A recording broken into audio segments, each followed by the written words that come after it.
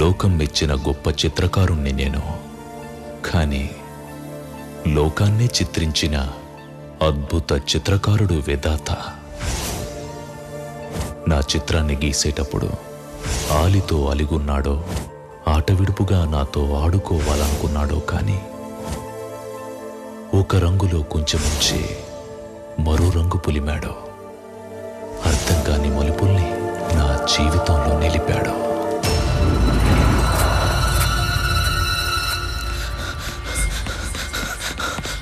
Arjun!